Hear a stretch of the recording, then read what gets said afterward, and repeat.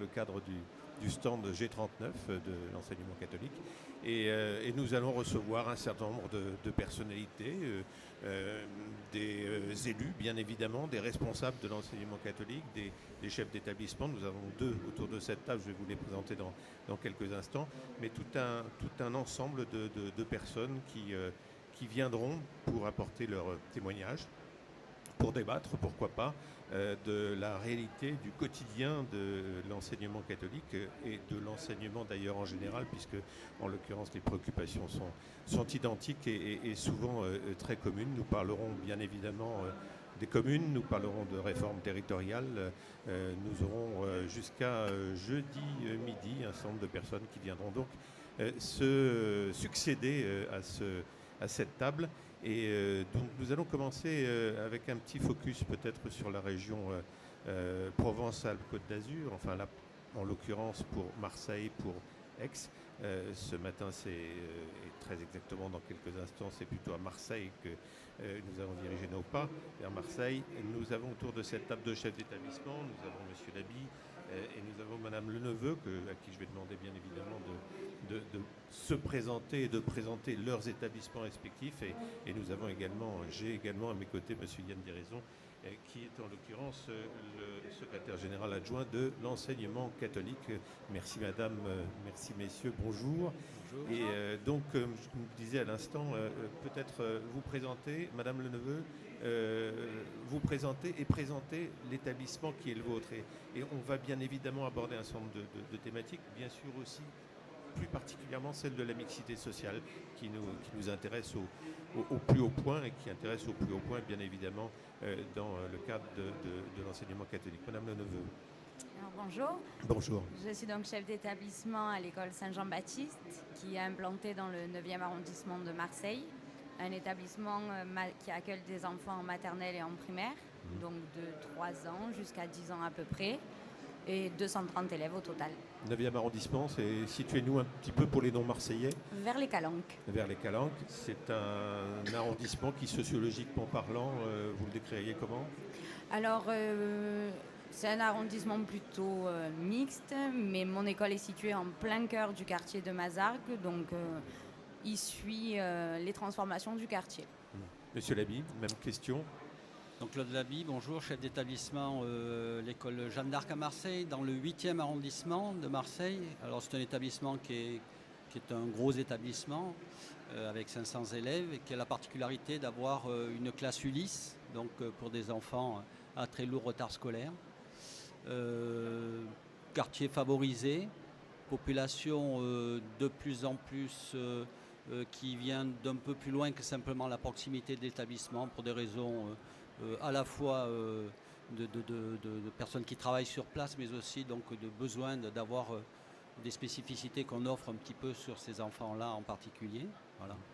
Que vous dire de plus entre Castellane, pour ceux qui connaissent, et le rond-point du Prado, près du stade Vélodrome. Donc vous voyez, c'est le plein cœur de la ville de Marseille, pas loin de ce qu'on appelle le triangle d'or, à savoir les quartiers très riches de la ville.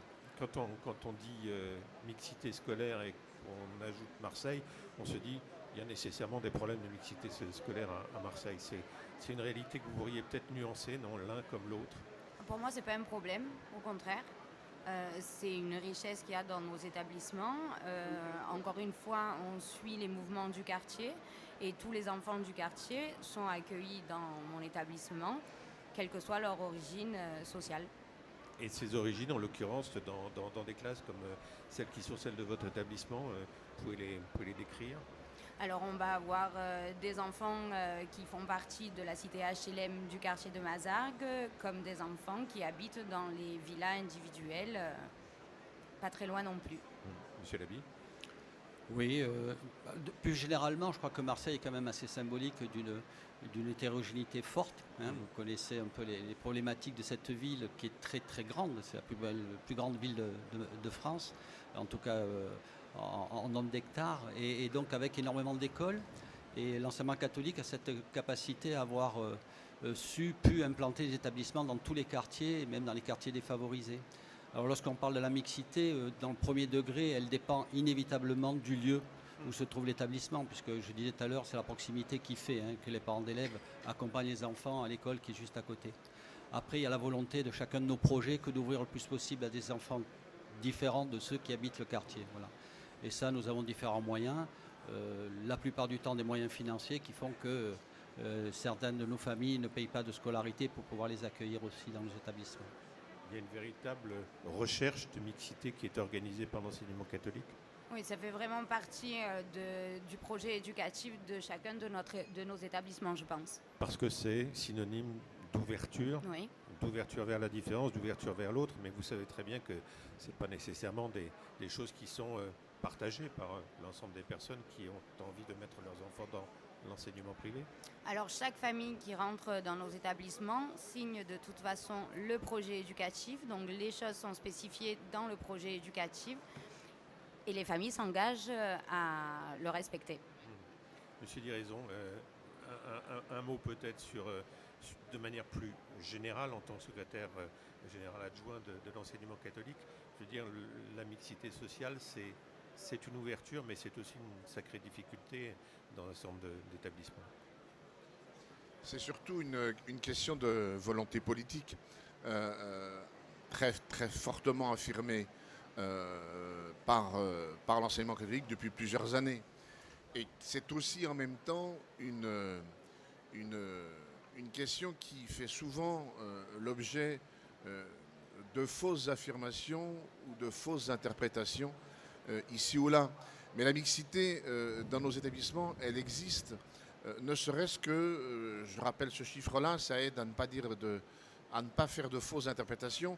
Je rappelle qu'à peu près aujourd'hui, une famille sur deux en France, un jour ou l'autre, confiera à un établissement d'enseignement catholique l'un de ses enfants. Une famille sur deux. Donc lorsque l'on dit ou l'on écrit dans certains endroits que l'enseignement catholique ne scolarise que les enfants des riches, ça voudrait donc dire qu'en France, la moitié des familles sont riches, ce serait une bonne nouvelle, mais c'est pas vrai. Voilà, donc c'est pour dire aussi qu'il y a des réalités qui vont au-delà des prises de position qu'on peut qualifier d'un peu rapides. Alors après, évidemment, la mixité est d'abord question du lieu où sont implantés les établissements. Voilà, quand on est implanté en plein cœur de Paris, on a la population du plein cœur de Paris. Voilà. Elle est aussi évidemment directement beaucoup plus liée au lieu quand on est en école primaire, ce que sont les deux chefs d'établissement qui sont avec nous ce matin. Cette proximité géographique, elle disparaît un peu dès qu'on arrive aux établissements des enfants plus âgés, collège et lycée. On a l'habitude de dire que la ségrégation, c'est dû au quartier. C'est pas dû nécessairement à la population, c'est dû d'abord au quartier. La ségrégation, c'est celle d'un quartier défavorisé qui impliquerait que l'établissement le soit d'une certaine manière et que la mixité y soit, j'allais dire, plus un défaut qu'une qualité. Comment vous le ressentez, vous ? Franchement, je pense qu'il y a une vraie volonté de la part des communautés éducatives ou pas d'accueillir la différence. Le lieu, inévitablement, peut imposer d'ouvrir aux enfants qui sont juste à côté. Mais on sait très bien qu'en collège et lycée, on pourrait aussi accueillir que certains élèves qui viendraient de plus loin pour des raisons de réussite au bac, etc., etc. Mais je pense que lorsqu'il y a une volonté d'une communauté éducative d'ouverture à tous avec un projet fort, les établissements de l'enseignement catholique sont très ouverts. Et c'est vrai que les procès que l'on peut nous faire, souvent, lorsqu'on discute avec les gens, il y a des représentations qui tombent. Parce que la réalité du terrain n'est pas celle qu'on peut entendre, je ne vais pas parler de la presse, parce que c'est toujours la presse qui prend, mais de temps en temps, de par des politiques. Je crois que c'est un faux problème. Le vrai problème, c'est de savoir comment on peut donner les moyens d'avoir une ouverture large. Et ça, oui, ça passe aussi par des moyens financiers, par des moyens d'ouverture de postes, etc. Et à chaque fois qu'il y a une volonté d'un établissement d'ouvrir pour des raisons de mixité, il faut qu'on puisse lui donner des moyens de sa politique. Très concrètement, avoir une population mixte, et encore une fois, c'est dans le sens très positif du terme, ça donne quel quotidien pour les chefs d'établissement que vous êtes? Je veux dire, mais de la manière la plus concrète qui soit. Je veux dire, les cours de récréation, les cours, la relation avec les parents d'élèves. Qu'est-ce que vous vivez? Racontez-nous un tout petit peu ça, Madame Leneveu. Moi, je dirais que le quotidien se retrouve avec les enfants justement lors des temps communs, que ce soit pendant la cantine, les temps de récréation, avec un échange qui se fait plus entre les plus grands et les plus petits, mais les différences sociales qui disparaissent complètement par contre au sein de la cour de l'école. Ça va plus être des différences de statut sur le terrain de foot, avec qui est gardien, qui est capitaine. On oublie les différences sociales et je trouve que ça se retrouve aussi beaucoup dans les manifestations des parents d'appel, des parents de l'appel, Ouais. donc notre association de parents d'élèves, qui est très présente, je pense, dans tous les établissements catholiques. Lors de ces manifestations, les barrières sociales aussi disparaissent complètement. Chaque famille met la main à la pâte et propose ses services pour chacune des manifestations. L'appel dont on aura bien évidemment des représentants à un moment ou à un autre de cette journée ou des journées qui vont venir. Sur ce quotidien, Monsieur Dabi, Oh, moi, j'aime bien les exemples. nous aussi. Vous, ça tombe bien. Il y a 4-5 ans de ça, j'ai eu un parent d'élève qui est rentré dans mon bureau un peu furax en me disant « Mais que fait cette dame voilée devant l'école ?» Voilà. Donc là, il y avait un vrai beau travail à faire de chef d'établissement. Là, on est dans le cœur de notre métier. Il est là, le cœur de notre métier, à la fois pour les parents et pour les élèves. Et une autre famille de pratiquants musulmans dont le papa amène systématiquement ses enfants à la chapelle lorsqu'il y a prière. Voilà, ces deux exemples qui pour moi sont significatifs du travail que l'on peut faire, que l'on doit faire. Mixité donc religieuse. Pardon, laquelle Vous avez répondu quoi là? La première Celle- personne, celle qui vous disait que fait cette femme voilée dans Ça l'établissement? a été chaud au début en disant qu'on avait la chance d'avoir un établissement qui était ouvert avec des portes qui allaient dans les deux sens. Donc ça a été, on a déjà recentré un peu les débats. Et puis après, non, alors le papa, vieille famille pied noir, donc il y avait un héritage aussi derrière qui était important. Donc il a fallu écouter ça aussi. Et puis dire que nous on était là pour les élèves. Voilà. Et que déjà la République parle de fraternité et que nous encore plus. Voilà, nous on a des frères et les frères qu'on a en face de nous, ils ont 3 ans, 20 ans et plus âgés pour les parents et qu'on a un devoir envers eux. Je crois que c'est passé assez simplement et puis le papa d'élève est toujours là, donc tout va bien. Et la maman voilée aussi d'ailleurs est toujours là. C'est pas trop difficile de faire passer l'idée que la différence est un enrichissement et pas l'inverse?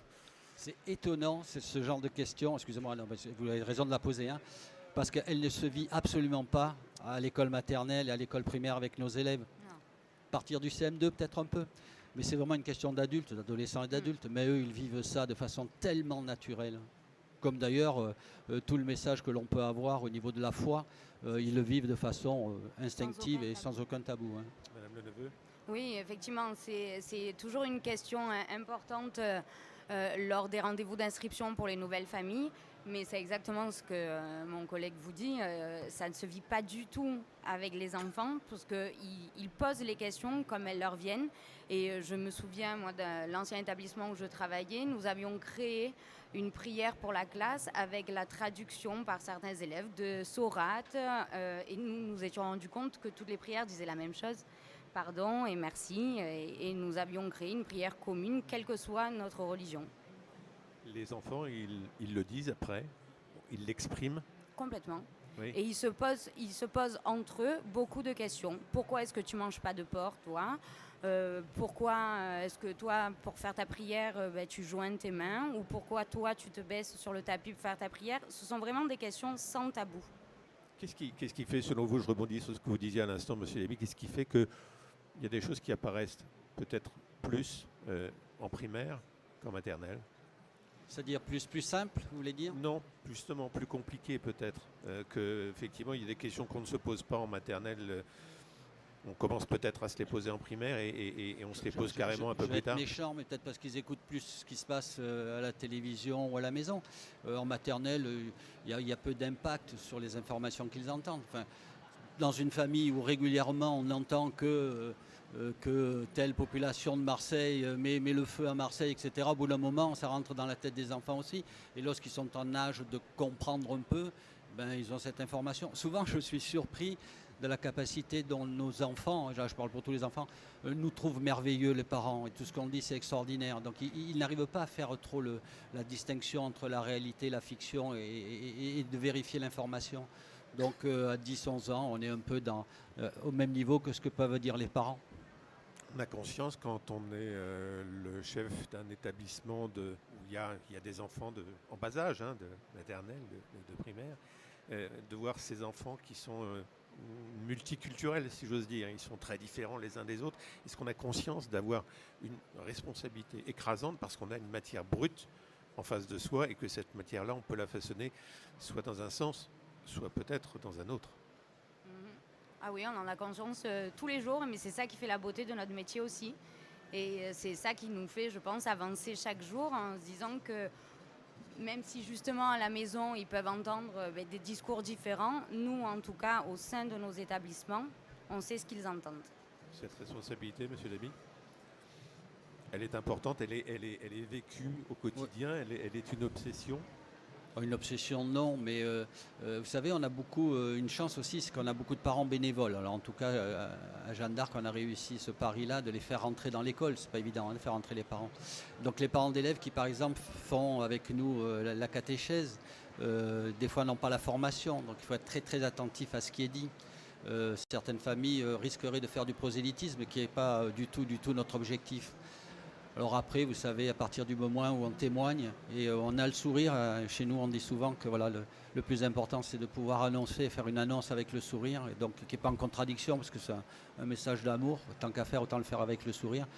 Les choses se passent tranquillement et même avec des parents qui sont très largement majoritaires, qui ne croient pas, qui ne pratiquent pas. Ces gens-là sont là au quotidien avec nous, ils ont confiance sur le fait qu'on ne va pas embrigader entre guillemets voire même peut-être qu'ils chercheraient ça quelque part, parce que, comme elle dit très justement, on a une logique, on a un projet qui est annoncé, qui est clair. Et les gens ont tellement peu de projets clairs autour d'eux que pour une fois, ils se disent, tiens, pour mon enfant, peut-être que ça serait pas mal qu'il y ait un projet clair et qu'il l'écoute. Quelles sont les différentes sortes de mixité auxquelles vous avez affaire? Il y a la mixité culturelle, il y a des mixités peut-être, pourquoi pas, confessionnelles, il y a des gens qui viennent, il y a aussi une mixité sociale. Dire c'est une plus que d'autres ou c'est les trois en même temps que vous devez gérer? On en ajoute une qui est très très importante à mon avis, c'est la mixité que apportent les enfants handicapés aujourd'hui. Loi de 2005, donc c'est très récent, parce que comme on a toujours des trains qui marchent très très doucement, mais par exemple à l'école Jeanne d'Arc, on a des enfants handicapés. Cette mixité-là, elle est exceptionnelle parce qu'elle demande à tout le monde, que ce soit les élèves, les parents d'élèves, je vous passe les détails sur certains parents d'élèves qui voient des handicapés dans les classes avec leurs propres enfants, mais aussi les enseignants dans leur travail quotidien. C'est une remise en question de plein de choses. Madame Leveux. Oui, c'est complètement ça et c'est vrai que c'est un accueil qui nous tient particulièrement à cœur et certaines familles viennent aussi dans nos établissements pour ça. On a la chance d'avoir des personnes pour accompagner ces enfants, donc des AVS qui sont très motivées et très compétentes et ça apporte une richesse vraiment dans la scolarisation de tous les enfants, de pouvoir grandir avec d'autres enfants présentant un handicap. Il y a des moyens qui vous manquent pour faire face justement à cette, je ne vais pas dire mixité, je vais dire cette pluralité. Oui, il y a des moyens financiers, mais il y a surtout des moyens, je veux dire, de faire qu'il n'y ait plus, qu'il y ait déjà la mixité autour de nos écoles. Voilà, pas simplement à l'intérieur, mais s'il y avait la mixité à l'extérieur, déjà notre travail serait bien facilité. Et on sait très bien à Marseille que ce n'est pas une réalité. Il y a des endroits où il y a une certaine forme de population. Il y a des études qui ont été faites qui montrent que le salaire moyen entre un quartier et un autre, ça peut être multiplié par 38. Donc vous voyez la différence qu'il peut y avoir. Donc la mixité, elle commence là, enfin, elle devrait commencer là. Nous, on essaie de faire ça. Et tout à l'heure, vous posez la question, je sentais presque quel est l'intérêt de cette mixité-là. Pour Jeanne d'Arc, en tout cas, 8e arrondissement, on peut dire pour beaucoup fils de cadre et prochains cadres sup, prochains chefs d'entreprise, si on peut leur montrer la réalité du monde, ça sera mieux que de vivre exclusivement entre eux, parce que ces enfants-là qui ne vivent qu'entre eux, ils ne voient qu'une facette de la société. Si on peut leur permettre de voir la réalité du monde de demain, on peut imaginer que ça sera des décideurs qui auront ça dans leur tête. Est-ce que ce n'est pas précisément ça la question ou l'interrogation ou la réalité malheureusement, c'est que des enfants ou des parents disons d'un milieu social aisé ne voient pas l'intérêt que leur enfant peut avoir à fréquenter des enfants qui sont d'un milieu social plus défavorisé? Si certaines familles, justement, en tout cas je parle pour mon établissement, choisissent mon établissement pour ça aussi. Ah oui? Oui, oui, oui, complètement. Pour que les enfants vivent tous ensemble et voilà, être invités aussi dans des familles n'ayant pas la même situation financière que la famille dans laquelle ils grandissent. C'est un échange quotidien. Yann dit raison, on est au cœur j'allais dire, de la mission de l'enseignement catholique. Ce qui vient d'être dit là. Oui, ça c'est sûr. On est au cœur du projet de l'enseignement catholique et on est au cœur de la volonté d'accueil, mais plus largement, pas seulement de l'enseignement catholique d'ailleurs, de l'Église au sens le plus large du terme. Il suffit de regarder ce que nos évêques viennent d'écrire sur l'accueil des migrants, par exemple, à l'issue de la dernière assemblée plénière des évêques à Lourdes. Ce que je voudrais ajouter par rapport à ce qui a été dit, sur lequel je n'ajouterai surtout rien parce que je ne ferai que gâcher. Je vous ai senti très attentif. Ah oui, oui, absolument. C'est que nous avons, sur toutes ces questions-là, nous avons, me semble-t-il, un immense avantage. C'est que quoi qu'il arrive, les parents nous choisissent. Personne n'est chez nous sans nous avoir choisis. Et dans ce choix, même s'il est éventuellement de temps en temps peut-être plus implicite, pas complètement forcément totalement informé, n'empêche que personne n'est chez nous par hasard. Et c'est une chance, à mon avis, pour nous, pour le chef d'établissement, pour nos communautés éducatives, de pouvoir travailler à partir de ce choix. Est-ce qu'il est exact? J'ai lu qu'une étude avait été faite, je crois, par une personne de l'EDEC sur le fait que, et c'était une des conclusions, l'enseignement catholique avait de meilleurs résultats en termes de mixité sociale que l'enseignement public. Je ne veux pas faire ni de comparaison, ni dire ni vous mettre dans l'embarras. Oh, non, c'est pas de l'embarras. C'est pas de l'embarras, c'est simplement que sur cette question-là, vous savez que l'on manque pas d'études et que selon les études, voire les auteurs des études, on peut arriver sans doute, même la lecture le montre, on arrive à des conclusions différentes. Mais il en est une, effectivement, c'est celle-là que vous citez, fort intéressante, qui a travaillé sur la mixité sociale dans nos établissements lorsqu'on déconnecte nos établissements de l'endroit où ils sont. Donc ça revient à ce que je disais tout à l'heure, un établissement scolarise d'abord les enfants qui sont autour de lui. Et effectivement, dans ces cas-là, nous sommes considérés comme arrivant à une mixité plus positivement vécue, effectivement. Ce qui est un peu ce qu'on entendait ici comme illustration, me semble-t-il, de cette volonté, avec une difficulté pour nous qui est notamment, par exemple, la difficulté que nous avons à répondre à la demande, aux demandes qui nous sont formulées, d'aller nous implanter, d'aller créer des établissements dans des endroits où on voudrait que nous participions à ce travail de mixité et où nous ne sommes pas parce qu'historiquement, nous n'y sommes pas. Je voudrais poser une question à nos deux chefs d'établissement, et ce sera la dernière de cette mini table ronde. Vous avez des contacts avec vos homologues, si j'ose dire, de l'enseignement public? Et si oui, qu'est-ce qu'il en ressort? Qu'est-ce qui se dit? Sans vouloir être indiscret, bien évidemment.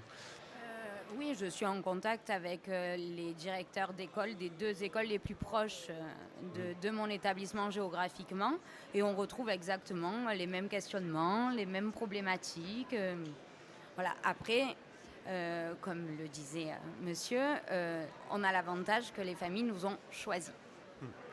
Monsieur oui, je me souviens une formation que j'avais organisée, et il y avait effectivement le collègue chef d'établissement de l'école maternelle à côté qui était venu suivre la formation. Je trouvais ça assez sympathique de sa part, et dans son regard, c'était pas tant vous avez de la chance d'avoir les élèves ou les parents que vous avez, vous avez de la chance d'avoir une rapidité pour pouvoir régler les problèmes.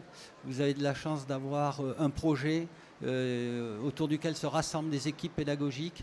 Voilà, c'était plutôt ça qui différenciait dans son regard, en tout cas, le travail qu'il pouvait faire du mien. Après, pour revenir à ce que disait Yann Diraison tout à l'heure, la mixité dans certains établissements publics de Marseille, à titre personnel, je ne sais pas si même avec le projet que nous avons, nous serions aussi performants si on laisse la même structure. Et donc j'en reviens à cette capacité qu'a le chef d'établissement d'être moteur avec son équipe d'un projet. L'école publique telle qu'elle est, avec les moyens qu'elle a dans ces quartiers-là difficiles, ça me paraît très très compliqué pour eux et je le sens lorsque je rencontre des collègues enseignants du public. Il faut être des vrais témoins, donc il faut avoir une force intérieure, alors qui est pour certains parce qu'ils sont des chrétiens convaincus, mais pour d'autres parce qu'ils sont des républicains convaincus aussi. Mais il faut avoir une certaine force de caractère pour tenir, sans projet et sans obligatoirement avoir cette structure hiérarchique qu'on a, nous, qui est beaucoup plus souple. Les derniers mots sur ce point, Monsieur Diraison. Remercier les deux collègues qui sont là et les encourager à tenir cette voie-là parce que c'est vraiment ce que nous voulons faire. Merci à tous les trois. On se retrouve dans quelques instants et on recevra une autre personnalité, peut-être Monsieur Gérard Zabini d'ailleurs, mais dans quelques instants. À tout à l'heure.